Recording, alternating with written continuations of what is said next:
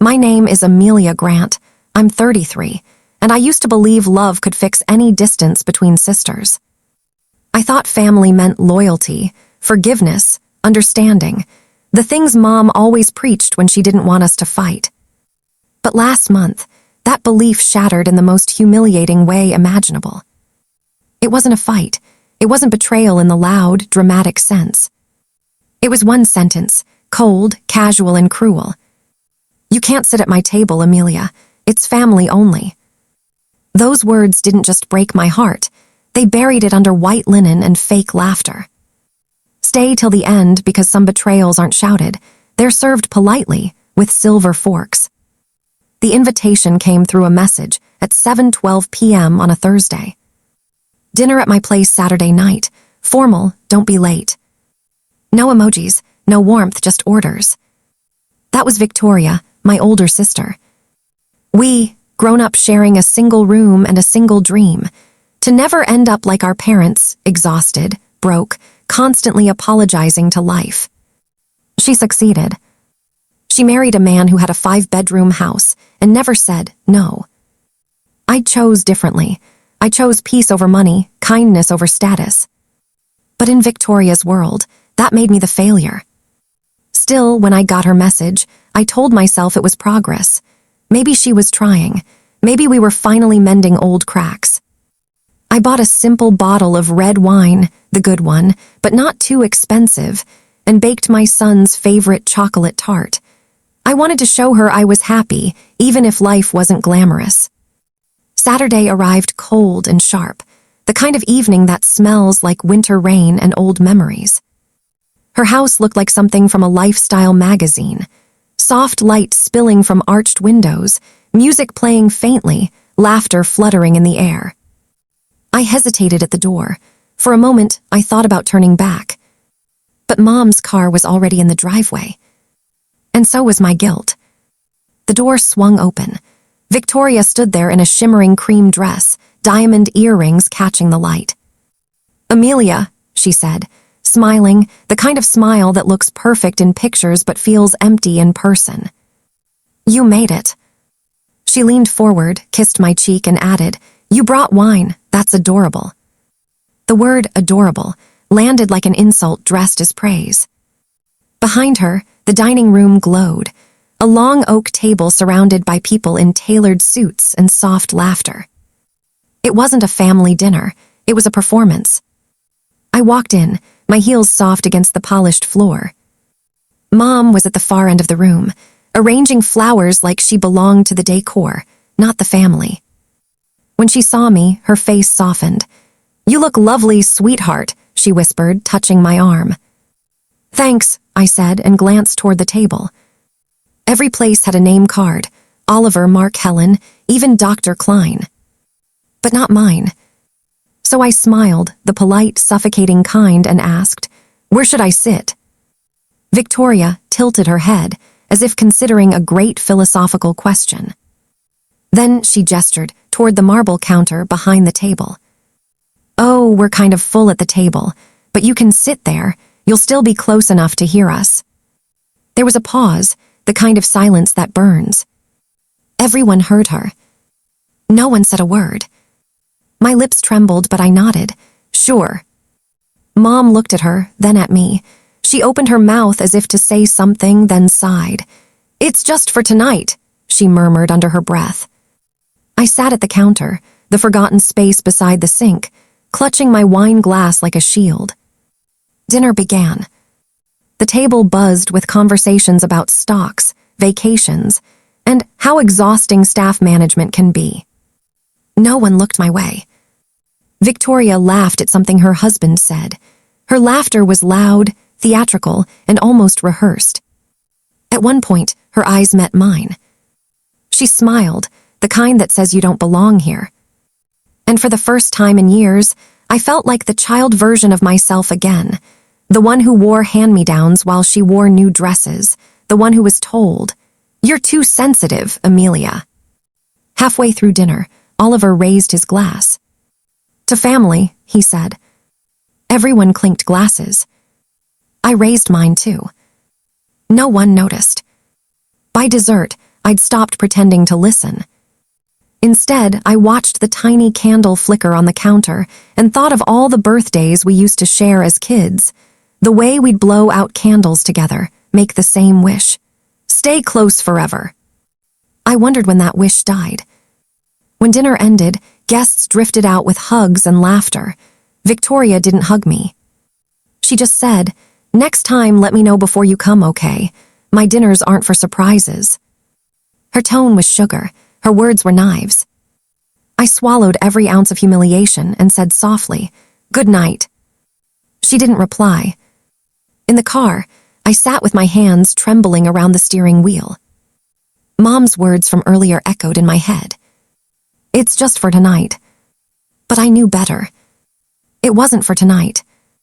It was forever. Still, part of me clung to hope. Maybe she'd realize how cruel that had been. Maybe she'd apologize. She didn't. 2 days later, an envelope slid through my mail slot.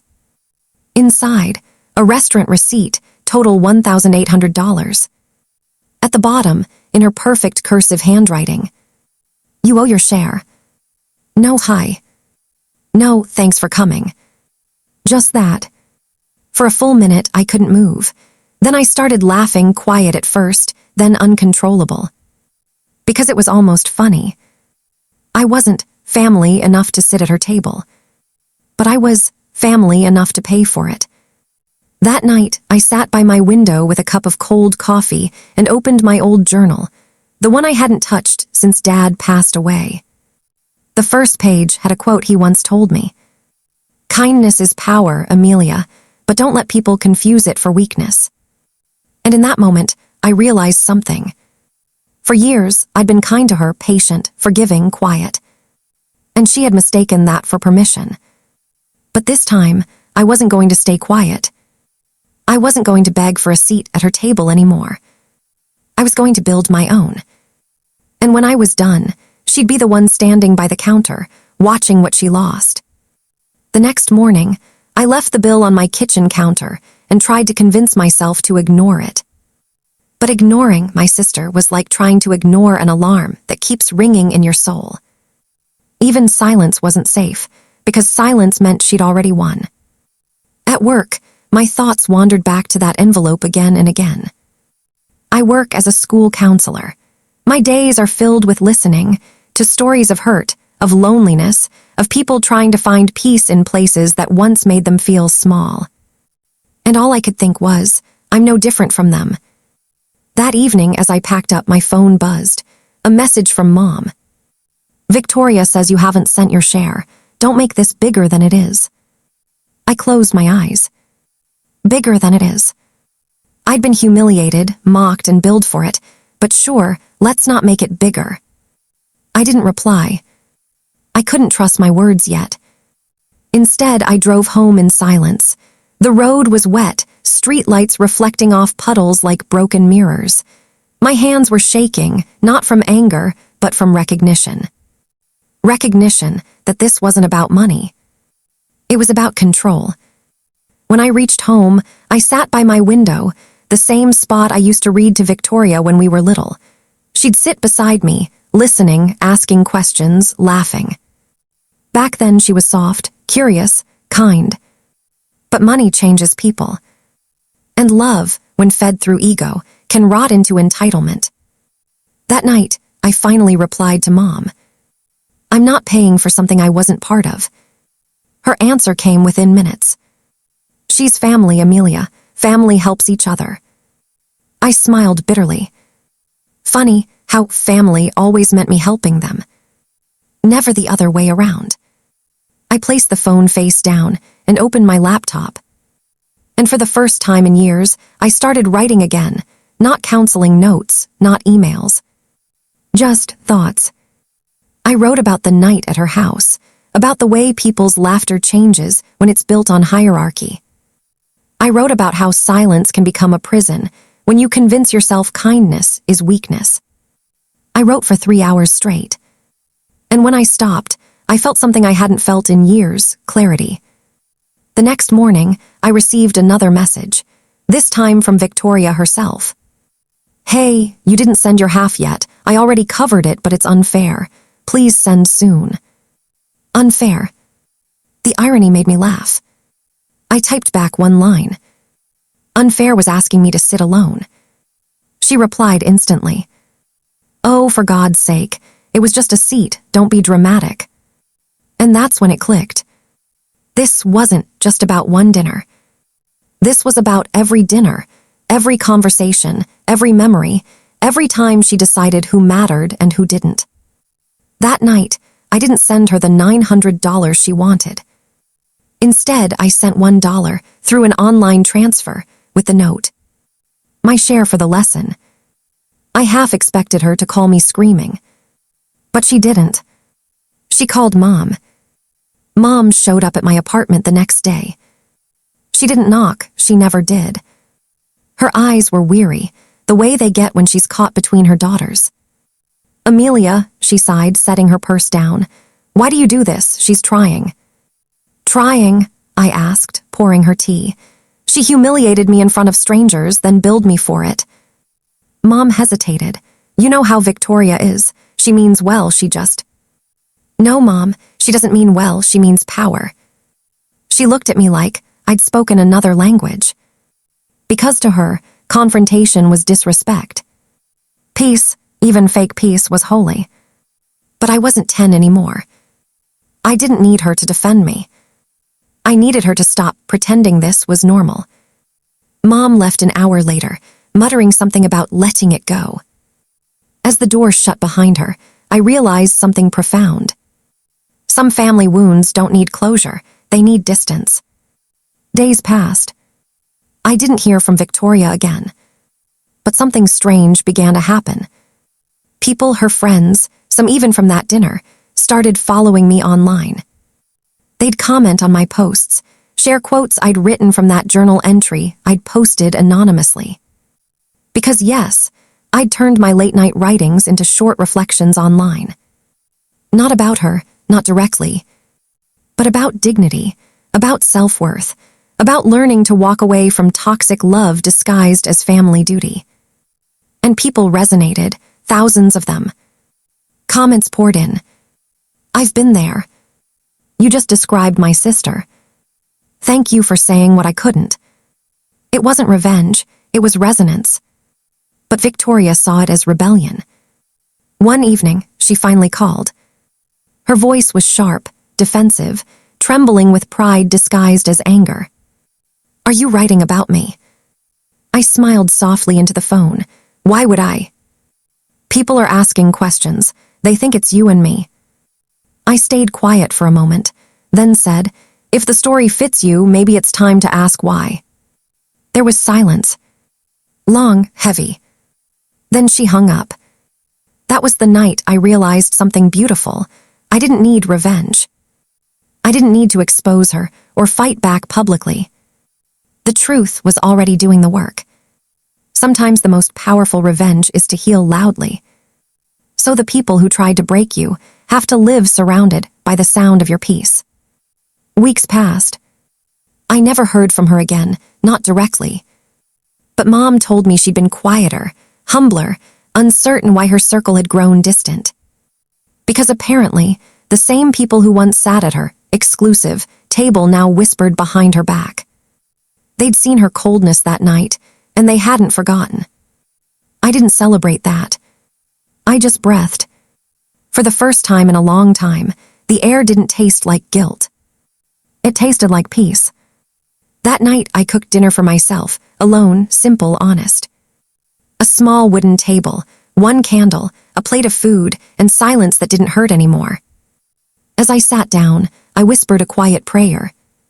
Thank you for the tables I wasn't welcome at. They taught me how to build my own. And somewhere, deep inside me, I knew. This was just the beginning. It had been 3 months since the dinner. 3 months since I sent that single dollar, the most expensive lesson I'd ever paid for. And in that time, silence had become my peace. I worked, I wrote, I healed. I started hosting small dinners in my apartment. Just me, 2 or 3 friends, mismatched plates, laughter that didn't need permission to exist. No fancy wine, no rules about where to sit. Just warmth, real warmth. And for the first time in years, I realized something profound. I had spent my whole life earning seats at tables that didn't want me, when all along I could have built my own. It was a rainy Thursday when everything shifted again. I'd just finished counseling a student, a teenage girl named Kendra, who'd been struggling with her self-worth because of constant comparison to her older sister. She said, "I don't think she even sees me." And that sentence, those 6 words, hit me like a familiar bruise. After she left, I sat there for a long time, the ticking clock echoing through my office. Then my phone buzzed. Unknown number. I almost ignored it. But something in me, maybe curiosity, maybe intuition, made me pick up. "Hello." There was a pause, then a voice I hadn't heard in months. "Amelia, it's me." "Victoria."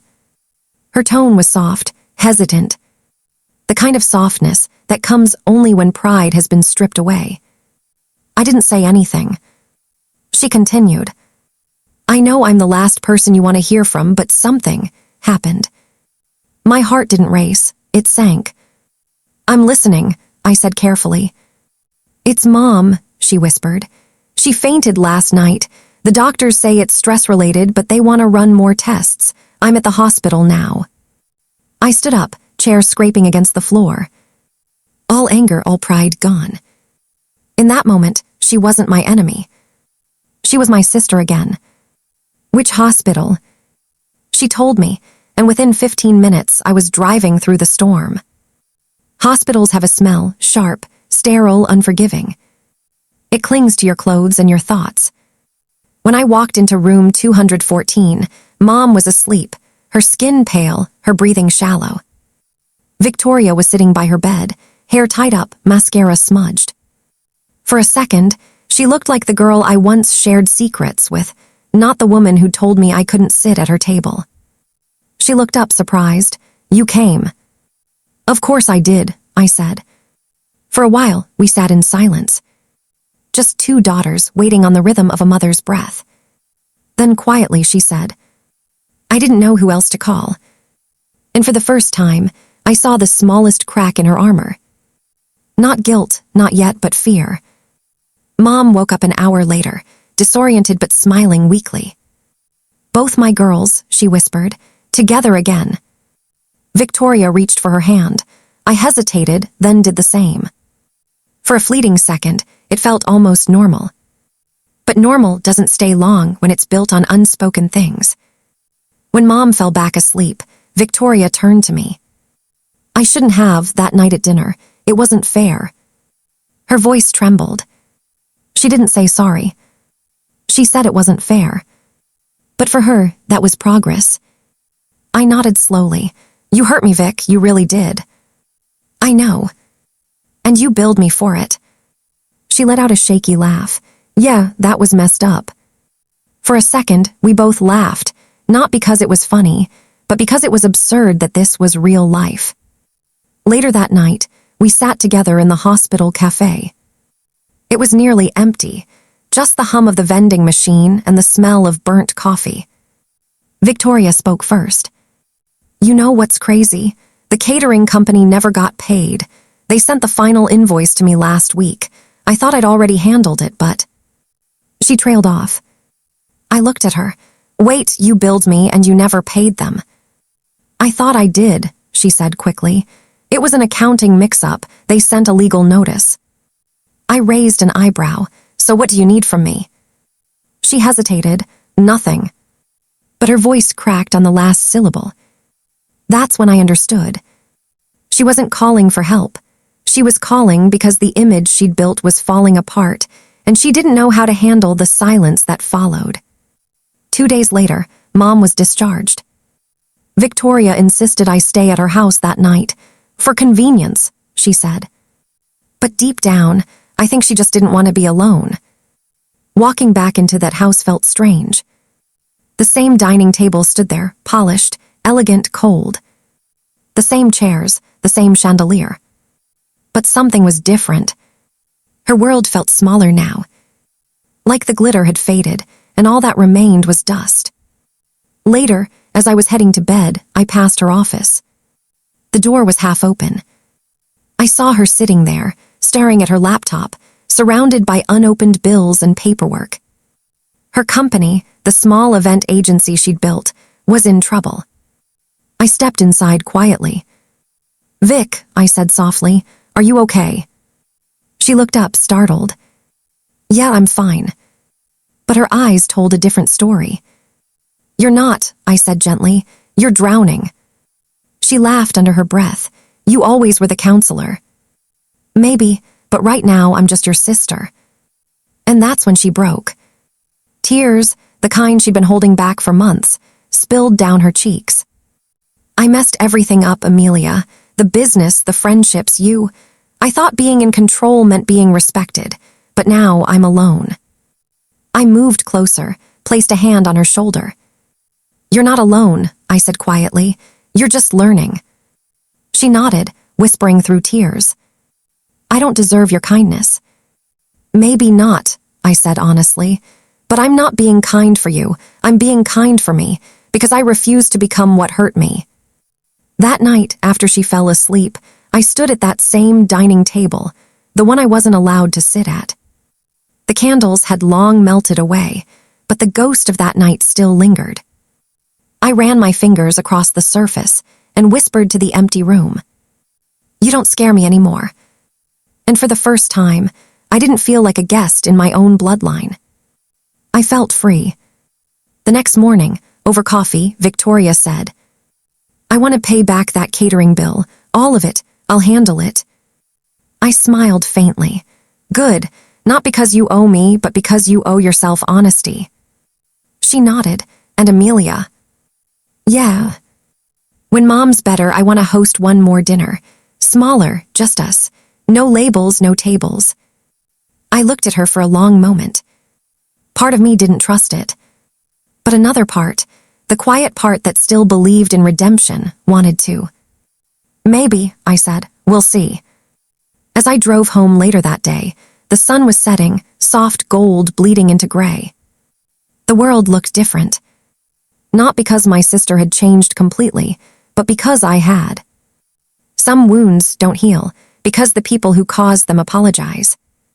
They heal when you stop needing the apology to move on.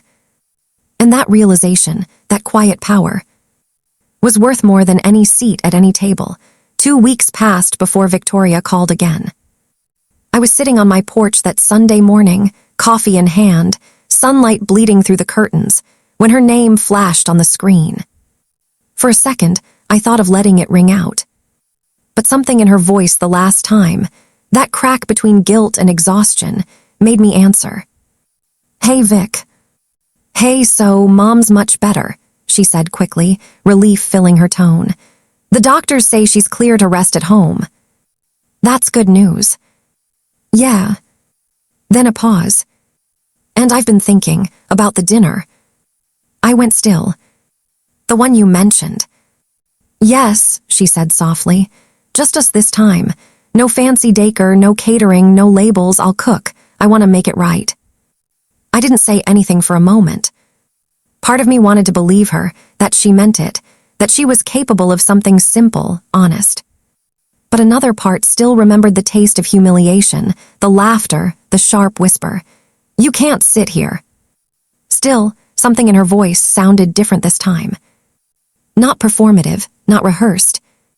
Just human. So I said, "Okay, I'll come." The dinner of truth. Friday came too fast. I spent all day debating what to wear, not because I wanted to impress her, but because I wanted to feel untouchable. Confidence is an armor, and I'd learned to wear it well. When I arrived, the house was quieter than before. No loud music, no guests, no glittering glassware.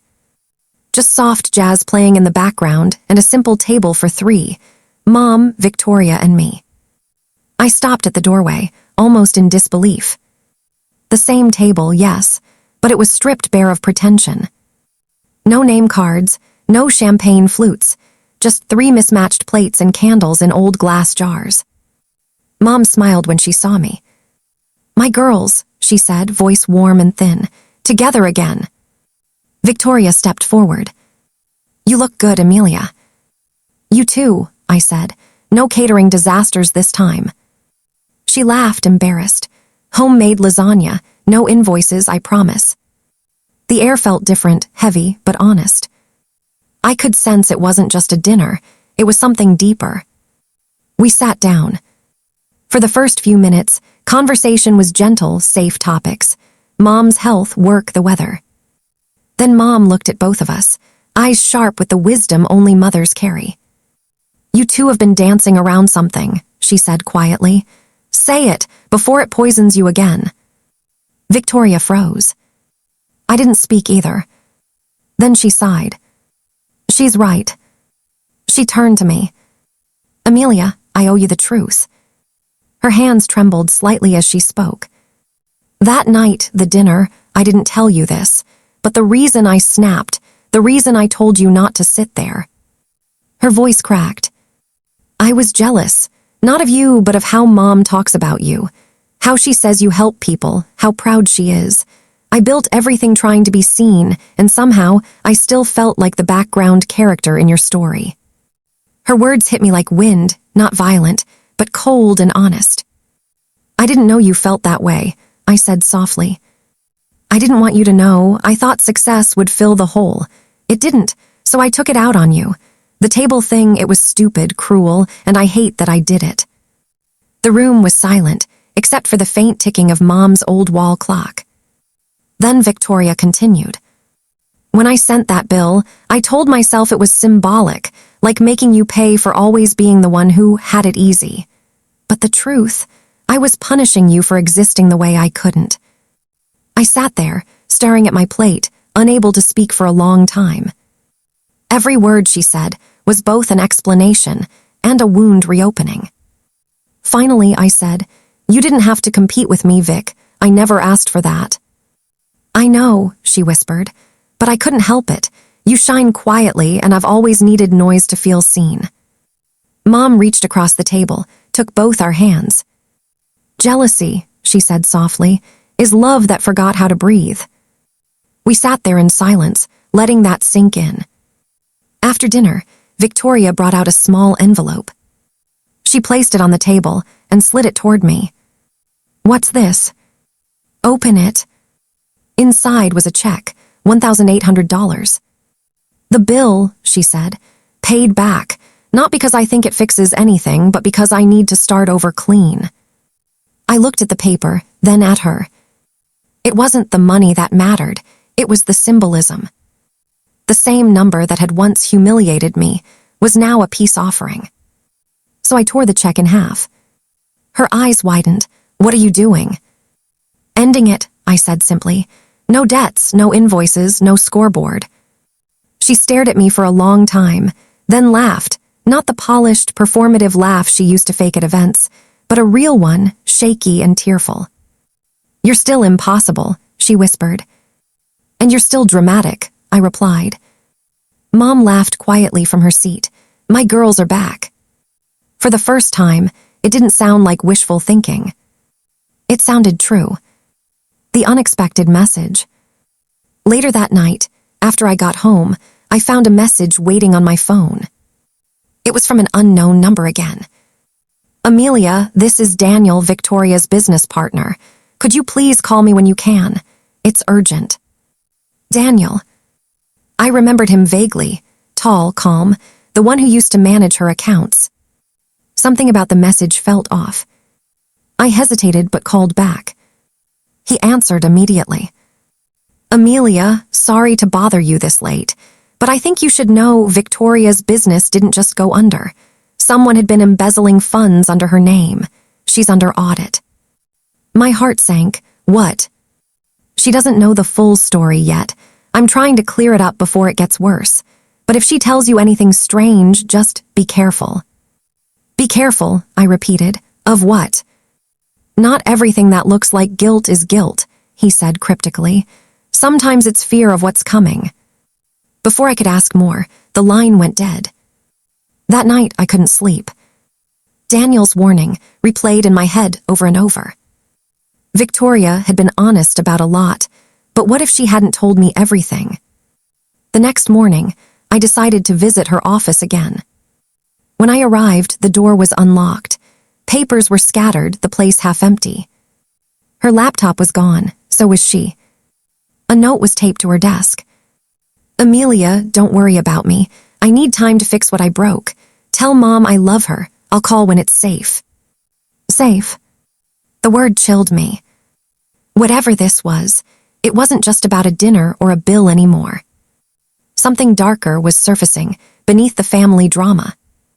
And for the first time, I realized the betrayal that started at a dinner table was only the beginning of a story I didn't fully understand. As I stood in her empty office, rain began to fall again, soft, relentless, echoing that first storm the night everything broke. Except now, I wasn't the same Amelia who once cried outside a mansion feeling small. Now, I was someone who'd learned that family isn't about shared blood, it's about shared truth. And I would find out what truth Victoria was running from, even if it meant reopening every wound I thought had healed. It had been 6 days since Victoria vanished. 6 days since I found that note on her desk, written in her hurried, slanted handwriting. "I'll call when it's safe." Safe from what? From whom? Those questions lived in my head like ghosts that refused to rest. Every morning, I'd check my phone expecting a message.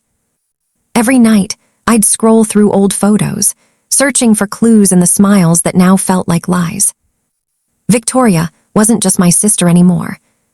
She was a mystery that had swallowed itself whole. I didn't tell Mom everything. Just that Victoria needed a break. She believed me, or maybe she chose to. But I couldn't rest. Something in that last conversation with Daniel, her business partner, haunted me. He said, "Not everything that looks like guilt is guilt." I didn't understand it then, but I was about to. The clues left behind. It started with a small envelope I found wedged behind Victoria's desk drawer when I went back to her office. Inside was a flash drive and a note in her handwriting. "If something happens to me, trust no one until you've seen what's on this." My hands shook as I plugged the drive into my laptop. A folder appeared labeled simply, "Blue Orchid." Inside were dozens of invoices, financial records, and email screenshots. All from her event planning company, Eclat Events. But these weren't normal business files. They showed payments from clients who didn't exist, refunds that were never issued, and large sums transferred to an offshore account under the name D. Marin. Daniel Marin. Her partner. I sat back, heart pounding. Could he have been the one stealing from her? He'd called me to warn me. But maybe he was just covering his tracks. And then I saw the last file, a scanned letter drafted but never sent. It was addressed to the Police Financial Crimes Division. "I have evidence of embezzlement within my company. I believe my partner, Daniel Marin, is laundering money through Eclat's client accounts under my signature. I will be delivering proof soon, but I fear I may be watched." The document was dated 2 days before she disappeared. My blood ran cold. The visit. That night, someone knocked on my door. 3 sharp knocks, 2 deliberate to be a neighbor. When I opened it, Daniel stood there. Calm, smiling. Holding flowers. "Amelia," he said smoothly, "I thought I'd check in. Haven't heard from Victoria, have you?" I forced myself to breathe evenly. "No," I lied, "not since the dinner." "Strange," he said, stepping slightly closer. "She left a few urgent files unfinished. I assumed she might have told you something." His eyes lingered too long. "Calculated." "Can't help you," I said flatly. "She probably needed space." "Of course," he said, his tone light but his gaze hard. "But if you hear from her, tell her the auditors are asking questions, and not just about her company." "What do you mean?" He smiled faintly. "Sometimes, when people hide, it's because they're guilty of more than you think." Then he turned and left, like a man who just planted a seed and knew it would grow on its own. That night, I didn't sleep. I sat in the dark, staring at the flash drive, heart thudding like it was trying to warn me of something I couldn't yet see. What if Victoria hadn't run away out of fear, but because someone made her run? I replayed everything, her tremble at dinner, her sudden calmness when the check appeared, her note saying, "Don't worry about me." It wasn't guilt. It was warning. The search begins. The next morning, I decided to visit her apartment. I had her spare key, from years ago, back when she still trusted me enough to keep one. The place was immaculate, as always. Candles lined the counters, her perfume faint in the air, that familiar vanilla scent that somehow made my throat ache. But there was something strange. The drawers were empty. Her suitcase was gone. And on her nightstand, one thing remained, a photograph of the two of us as kids. Both smiling, both unaware of how distance can grow between blood like rust on iron. On the back, written faintly in pen, "You always knew when I was scared." I called the police that afternoon. Filed a missing person report. They listened politely, took notes, and promised to look into it. But I could tell from their faces, they thought she'd just left town to escape debt or shame. They didn't see what I saw. A woman who had made mistakes, yes, but who had finally been trying to make them right. So I decided to investigate myself. The hidden message. 2 days later, I received an email. No sender name. No subject. Just one line. "Check the Blue Orchid account again.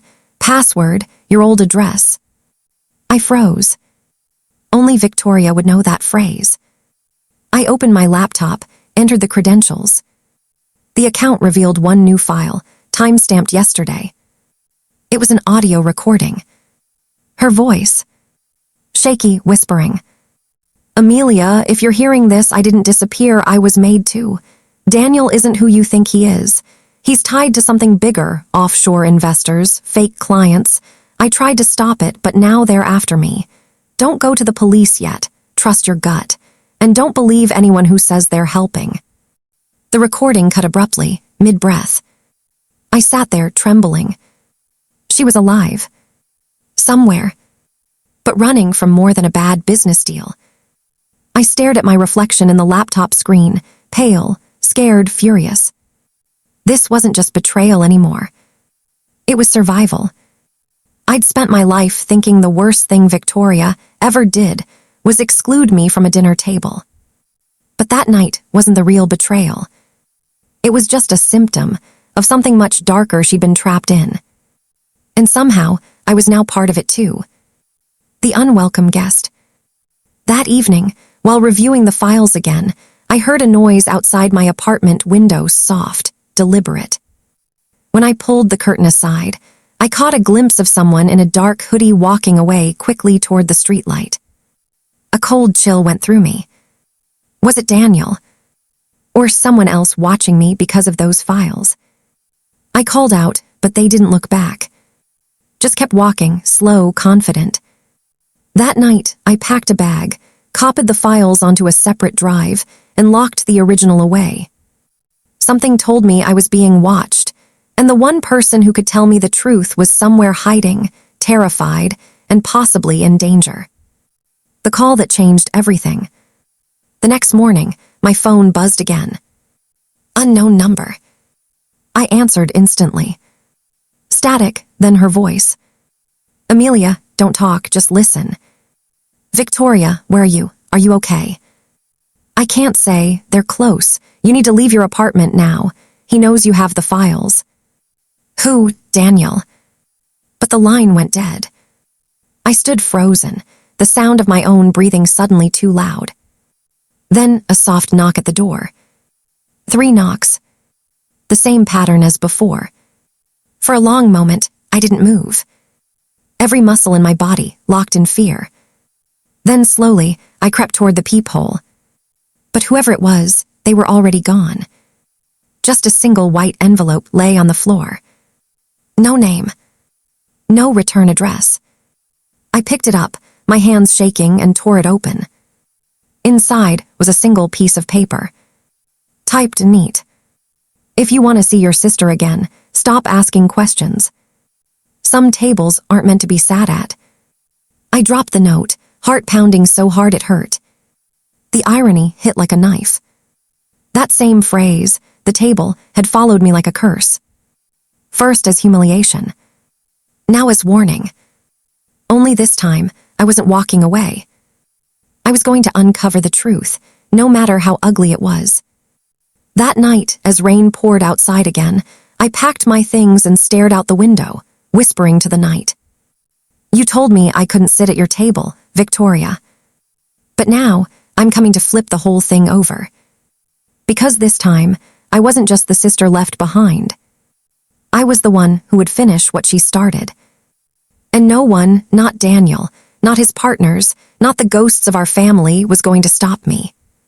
The night air outside Victoria's house carried the bite of autumn, crisp, sharp, filled with the quiet hum of a neighborhood pretending to sleep. I parked 3 houses down so she wouldn't see my car. The porch light was still on. Through the curtains, faint silhouettes moved, laughter, glasses clinking, a life that didn't need me. I shouldn't have come. Every voice of reason in my head told me to turn back, to let the past stay buried. But there was a deeper voice, steady and cold. You deserve to know the truth. I crept closer, my boots silent on the wet grass. Through the narrow slit in the curtains, I saw her, Victoria, standing with a man I didn't recognize. He wasn't her husband. His hand rested far too comfortably on her wrist. They were whispering, smiling, the kind of smile that people hide behind perfect marriages. Then I saw it, the same gold bracelet Dad gave Mom for their 25th anniversary. I'd spent months looking for it after Mom's funeral. Victoria had sworn she couldn't find it. Now it was gleaming on her wrist. A wave of heat surged through me, not jealousy, not even hatred, but something cleaner, clarity. She had lied about everything, about family, money, loyalty. The next morning, she texted me, Victoria, let's not drag the family into our little misunderstanding, okay? I'll forget the bill if you drop the attitude.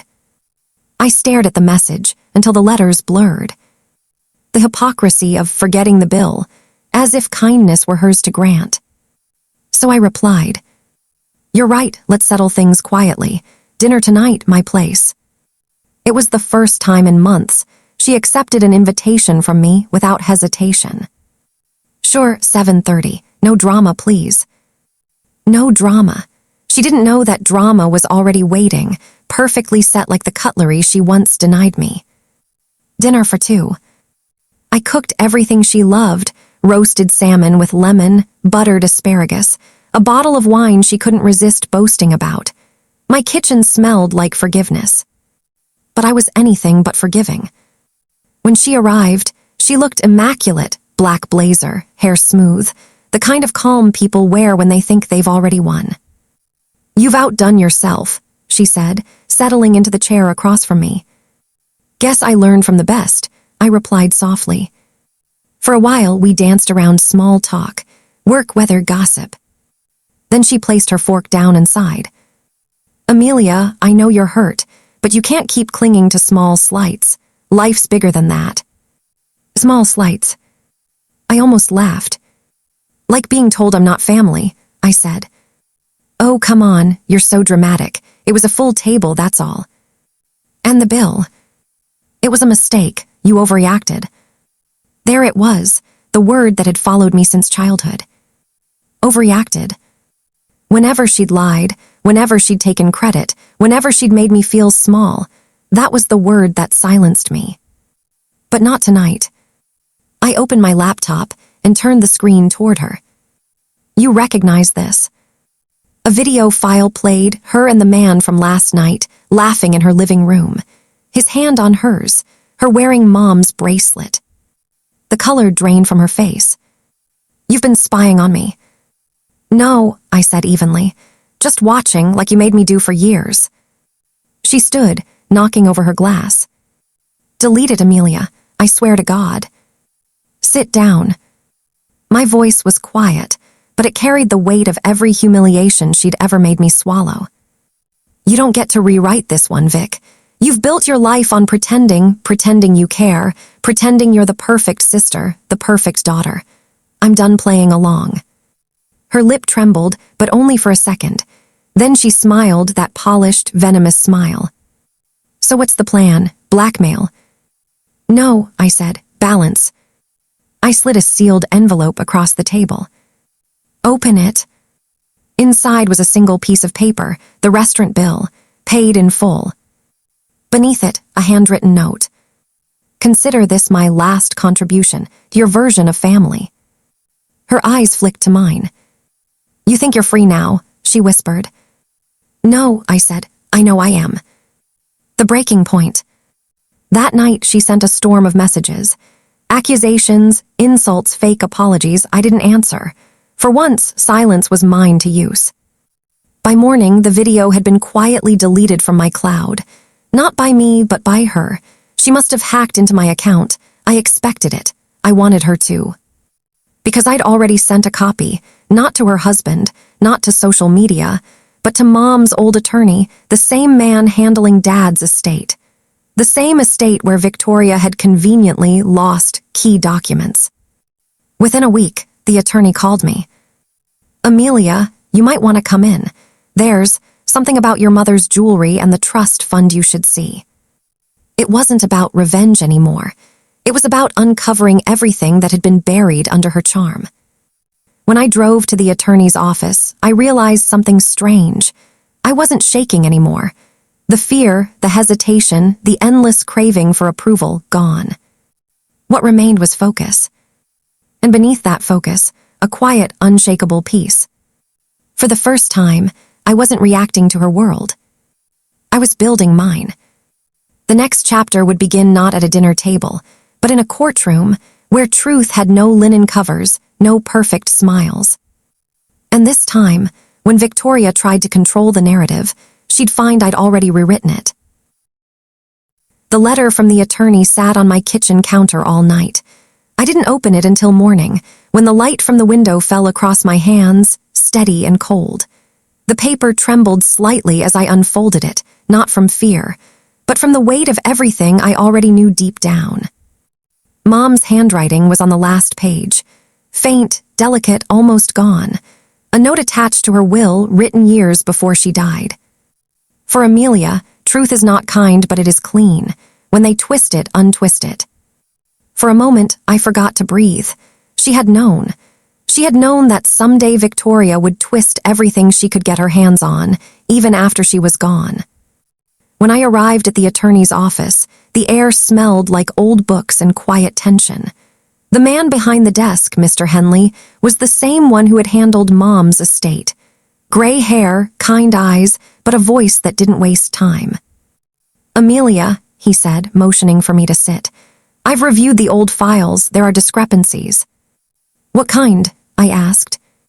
"Your mother's jewelry, a few insurance documents, missing signatures, and most importantly, her trust distribution. Victoria claimed she was the sole caretaker after your mother's death. She moved some assets, reallocated portions. She shouldn't have been able to do that without your consent." I felt my pulse in my fingertips. She forged it. He hesitated. "Let's just say the handwriting is questionable." A silence stretched between us. Then I asked, "Can it be proven?" "Yes," he said, "and if we do, it changes everything. The estate, the house, the shares, even the personal items she kept." The bracelet flashed in my mind. Mom's bracelet. I left the office with a folder full of evidence and a heart that finally understood what revenge actually meant. It wasn't fury or chaos. It was truth, walking calmly into a room that had been dark for too long. When I got home, I opened my old phone gallery. Hundreds of photos from before everything fell apart. Birthdays, beach trips, that last Christmas when Mom was still with us. In every picture, Victoria's arm was always around me, her smile bright, perfect. The kind of smile that sells lies as love. I started deleting them, one by one, not out of anger but closure. My phone buzzed, a message from her. "Heard from Henley yet?" She already knew. Of course she did. "Not yet," I lied. Good, because if you're thinking of dragging family into your little breakdown again, remember, Mom trusted me. I stared at the message until my vision blurred. She didn't know that Mom's words were sitting on my counter right now, saying the opposite. When they twist it, untwist it. That night, I printed every document, every email, every photo that tied her to the forged papers. I laid them out on the floor like puzzle pieces. I didn't sleep. I didn't need to. By dawn, I had everything ready. When I walked into her office that morning, she was in the middle of a meeting. Her assistant tried to stop me, but one look at my face was enough. Victoria froze. "What are you doing here?" I dropped the envelope on her desk. "Returning something that doesn't belong to you." Her eyes flicked down, scanning the papers, and I saw the exact second she realized what they were. "You wouldn't dare," she whispered. "I already did," I said quietly.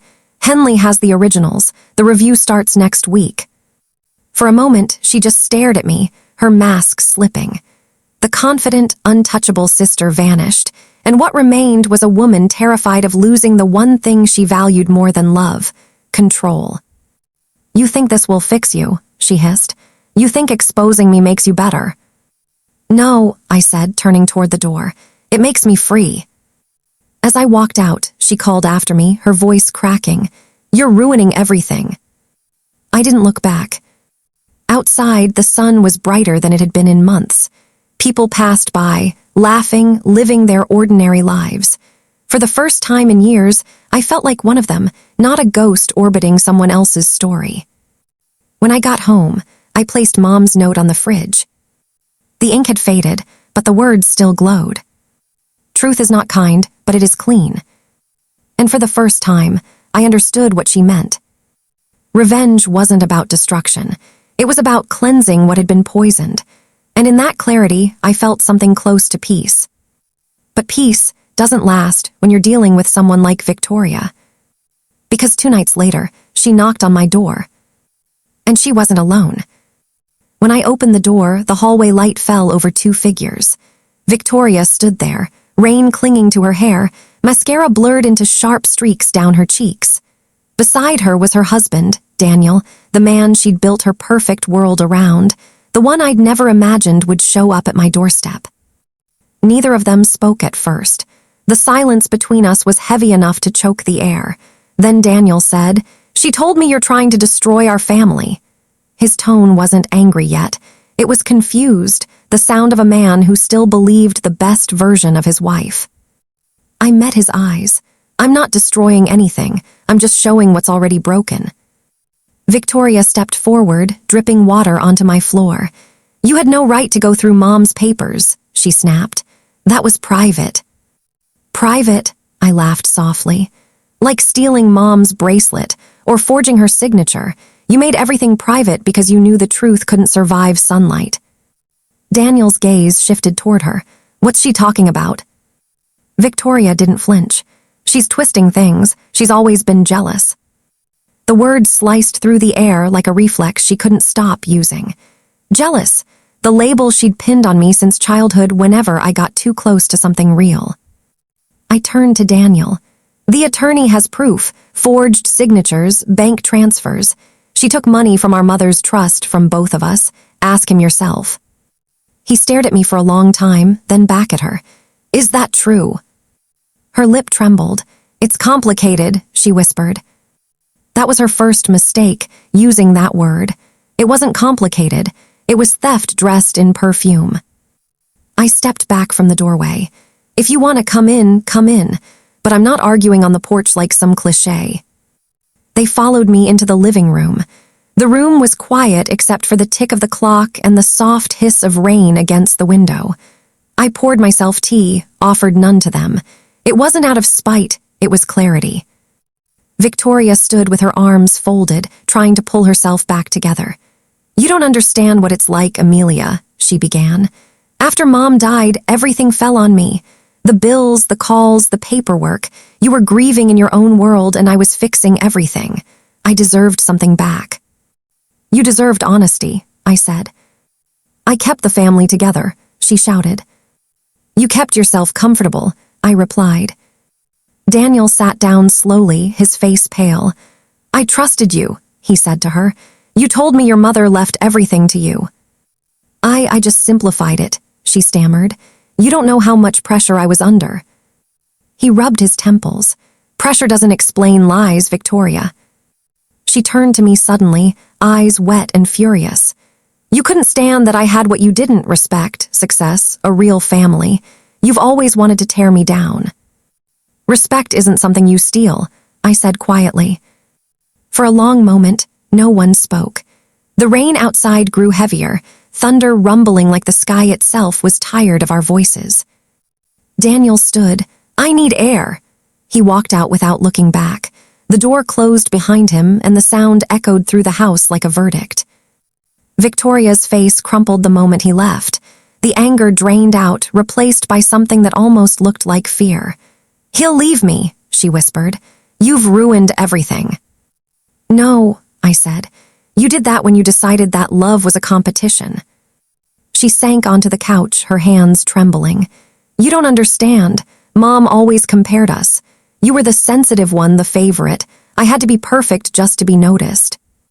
I stood there for a long time, the old part of me, the sister who used to comfort her, begging to reach out. But forgiveness without truth is just another lie. I would have shared everything with you, I said softly, if you'd only asked. Her shoulders shook. What happens now? Whatever happens, it's honest, I replied. That's more than we've had in years. She looked up at me then, eyes red, voice small. I don't know who I am without the pretending. I wanted to tell her I didn't either, that I was still learning who I was without the constant ache of her shadow, but I said nothing. When she finally left, she didn't slam the door. She just whispered goodbye and disappeared into the rain. The silence that followed wasn't peace. It was something deeper, the stillness that comes after a storm when you're not sure what's left standing. I sat alone until morning, watching the light slowly crawl across the floorboards. The world outside moved on, birds, cars, sunlight breaking through the clouds. But inside me, something had shifted forever. I realized that revenge hadn't been my destination, truth had, and truth didn't feel like victory. It felt like freedom, quiet, imperfect, but real. When the phone rang later that day, I almost didn't answer. It was Daniel. His voice was calm. She told me everything, he said. Henley's reviewing it. I don't know what happens next, but thank you. Someone had to stop her. After we hung up, I walked to the fridge, read Mom's note again, and smiled for the first time in a long while. Truth is not kind, but it is clean. The house was silent except for that single thought echoing in my chest. I didn't need an apology. I didn't need her approval. I just needed the air to stay clear, the way Mom had wanted. That evening, as the sun dipped low and painted the walls gold, I finally set the table for one. A single plate, a single glass. And for the first time, it was enough. 3 weeks passed before I heard anything official. Every day the mailbox stayed empty felt like a slow-motion heartbeat, steady but uncertain. I kept myself busy, morning walks, watering the plants I'd nearly let die, answering work emails that didn't matter. It was strange how normal life looked when your entire world was under quiet review. The call came on a Thursday afternoon. I was folding laundry when the phone rang. Ms. Grant, the voice said, this is Mr. Henley. We've completed the audit. For a moment, I couldn't breathe. Tell me, I managed. Your sister diverted roughly $78,000 from your mother's trust, he said. We've verified forged signatures. It's irrefutable. The board will reissue your inheritance in full. Victoria has been advised to return what she took. I sat down on the edge of the bed, the clean sheet falling from my hands. So it's over. Legally, yes. But these things rarely end cleanly, Amelia.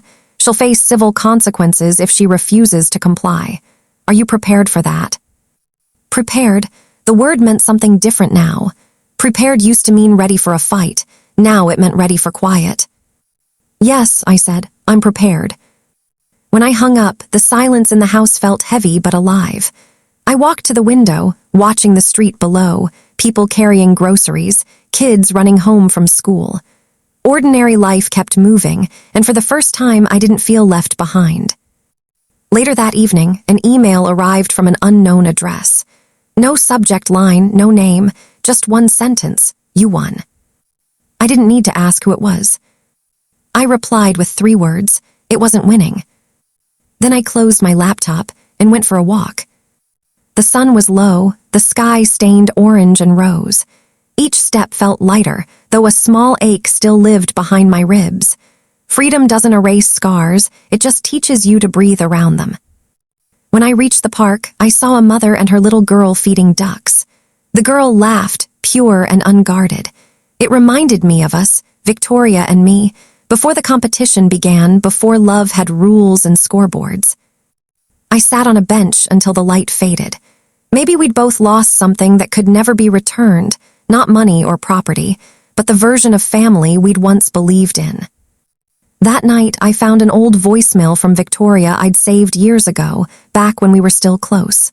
Her voice was bright, teasing. "You're my favorite headache, you know that. Don't ever change." I listened twice, then deleted it. Not out of anger, just release. 2 days later, Henley called again. "She's agreed to settle," he said. "She won't contest it." I thanked him and hung up. The relief that followed wasn't loud or triumphant. It was soft, like the sound of rain on glass. A week after that, a package arrived at my doorstep. No note, no return address. Inside was Mom's bracelet, polished, gleaming. I stared at it for a long time before slipping it onto my wrist. The metal was cool against my skin, but it warmed quickly. Some things, when returned, don't need explanation. That night I dreamed of the table again. The same long table from that first dinner, the one I wasn't allowed to sit at. But this time, the chairs were empty. No laughter, no voices, no perfect smiles, just a single plate and an open chair waiting for me. When I woke up, I realized it wasn't about being invited anymore. It was about learning I could build my own table, even if no one else came. I brewed coffee, watched the morning light spill through the kitchen window, and whispered to the empty room, "It's enough." For once, it really was. The first real morning of peace didn't look like much. No grand sunrise, no emotional music, just the hum of the fridge and the faint smell of coffee. I sat at the kitchen table with the bracelet glinting faintly on my wrist and thought, so this is what starting over feels like. Quiet, uncertain, almost holy.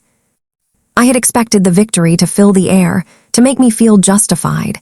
Instead, it was small, soft breaths and unclenched fists. I began to rebuild, not by design but by instinct. I cleaned the house top to bottom, sold the furniture that reminded me of her, painted the walls a new shade of pale green, something that didn't echo the old years. Every stroke felt like erasing fingerprints that weren't mine. By the second week, I was sleeping better, eating again. I even laughed once when I burned toast so badly it set off the alarm and the neighbor knocked on the door with a grin.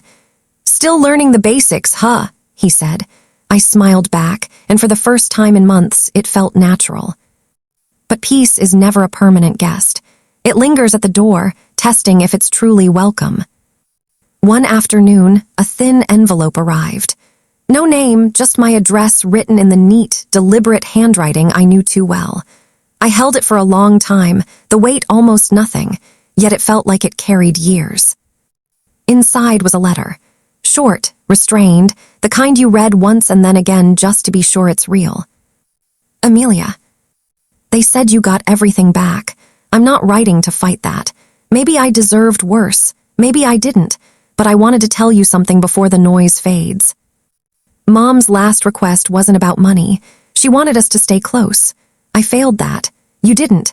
You kept believing in the idea of family long after I stopped earning it. I'm leaving the city for a while. Don't worry, not hiding, just trying to find out who I am when I'm not winning or losing against you. Take care of the bracelet. She'd like knowing it found its way home. V." I sat at the table with the letters spread open in front of me. The words were plain, unadorned, but something about them cracked a quiet corner of my heart. For a long time, I thought forgiveness had to be earned, proven. But sitting there, I realized maybe it was more about permission to let go, to stop reliving the wound every time her name surfaced. I folded the letter neatly and placed it in the drawer with the rest of my mother's keepsakes. Not as a treasure, not as evidence, just as part of the story. That evening, I walked down to the beach. The sky was low and gray, waves restless but not angry. I took off my shoes and stepped into the cold water. The sea doesn't care who's right. It only takes what you let go of. I whispered, "I forgive you," though I wasn't sure if it was for her or myself, maybe both. A single gull swooped low, the sound sharp and clean. I watched until it vanished into the horizon. Back home, I made tea and opened a blank journal. At the top of the first page, I wrote 3 words, "Begin from peace." The days that followed weren't magical. Bills still came. Work still drained me. There were nights I felt lonely enough to scroll through old photos just to remember laughter. But slowly, the emptiness became space, room for something new. One morning, the neighbor from before, his name was Ryan, I finally asked, waved from across the fence. "Coffee later," he said. And for once I didn't hesitate. Sure. It wasn't about romance. It was about being unafraid to connect again, to let life resume its rhythm. Later that night, as I closed the curtains, I caught my reflection in the glass. I looked older, steadier. The kind of woman who had survived something invisible but defining. The kind of woman who'd learned that peace isn't given, it's built, brick by fragile brick. And maybe, somewhere out there, my sister was doing the same. 3 years passed before I saw her again. 3 quiet, steady, unremarkable years. The kind you spend rebuilding yourself piece by piece, without realizing you're already standing again. Life had grown simpler. My hair was shorter now, my laugh a little softer. I'd moved to a smaller town by the coast, where the fog rolled in like a living thing and the mornings smelled like salt and rain. I worked part-time at a small publishing office, helping writers shape their stories, making sure their endings made sense. It was ironic, maybe, considering how mine still felt open. The letter she'd sent me had stayed in that drawer all this time. I didn't reread it, but I didn't throw it away either. It wasn't forgiveness that stopped me. It was something gentler, the quiet understanding that maybe people don't end the way we think they do. It was a Thursday morning, when the past came walking back through the door. The office bell chimed softly, and when I looked up, my heart froze. Victoria. She stood there in a gray coat, hair tied back, eyes that same impossible blue. But the sharpness I remembered, the confident edge that used to slice through every room, it was gone. In its place was something thinner, worn down. "Hi," she said, just that one word, soft, careful. For a second, I couldn't breathe. Then I forced out, "What are you doing here?" Her smile flickered. "I saw your name on the office website. I wasn't sure if it was you." I wanted to tell her to leave, to protect the fragile peace I'd built. But curiosity, that old reckless thing, kept me rooted. "You came all this way just to check." "No," she said quietly. "I came to talk." We went to a nearby cafe, the kind that smelled like vanilla and warm bread. I sat across from her, hands wrapped around a mug I didn't drink from. She looked thinner, not sickly, just deflated. "I'm not here to reopen anything," she began. "I just thought you should know Mom's bracelet, the one you have. It wasn't the only one she had made." I blinked. "What do you mean?" "She ordered 2, one for each of us." She opened her bag and placed something on the table, a silver bracelet, nearly identical to mine, except the engraving on hers said strength, while mine said grace. "She wanted us to wear them together," Victoria said.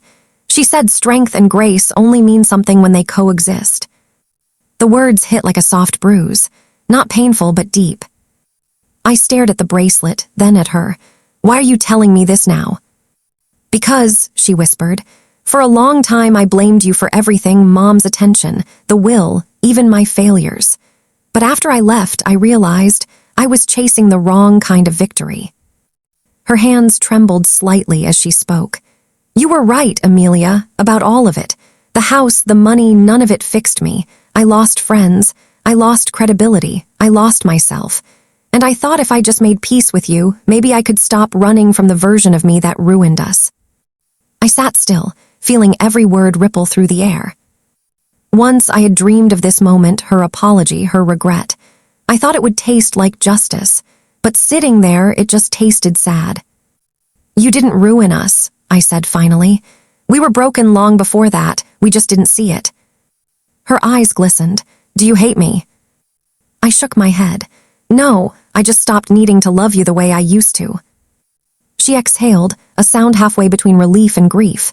That's fair. For a long time, we sat in silence, two women orbiting the same pain from opposite ends. Outside, rain started to fall, soft and forgiving.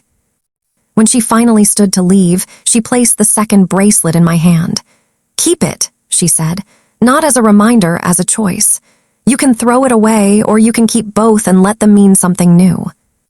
I looked down at the metal in my palm, cold but shining. What will you do? Her lips curved faintly.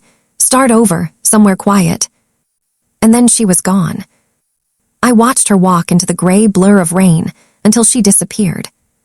For a long time, I sat there, tracing the engraved word with my thumb. Strength. Mine said grace. Maybe that was what Mom meant all along. That one without the other can't last. When I got home, I placed both bracelets side by side on the windowsill. The rain tapped softly against the glass. I didn't cry. I didn't smile. I just let the silence stretch, heavy but kind. The next morning, sunlight spilled across the floor like something holy, quiet, forgiving, and alive. I hadn't slept much. The two bracelets rested on the windowsill where I'd left them, glowing faintly in the new light, their engravings catching the morning gold. Grace. Strength. For the first time in years, I didn't feel haunted. The ache was still there. Yes, memory never erases that completely, but it was softer now, no longer demanding to be heard. I made coffee, the kind Mom used to brew, dark roast, a hint of cinnamon. The smell filled the house, and it felt almost like home again. It's strange how peace doesn't announce itself. It doesn't arrive with fireworks or grand gestures. It sneaks in, quietly, through the smallest moments, like the sound of a kettle or the warmth of sunlight on your hands. I sat at the kitchen table, the same table where I'd once opened Victoria's letter, and thought about how far we'd both come. There was a time when I thought healing meant winning, proving her wrong, reclaiming what was stolen, making sure everyone knew I was the victim. But that version of healing was loud and angry.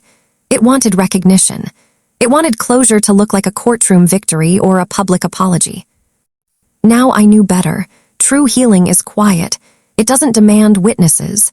It happens when you finally stop rehearsing the past. The phone buzzed once, a message from an unknown number. Arrived safely. Thank you for hearing me out yesterday. Take care of yourself, Amelia. V.